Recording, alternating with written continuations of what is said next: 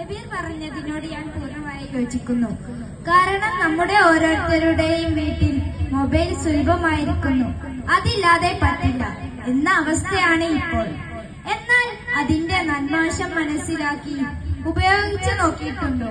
ഉപ്പമാരും ഉമ്മമാരും ഇതൊന്ന് ശ്രദ്ധിക്കണേ.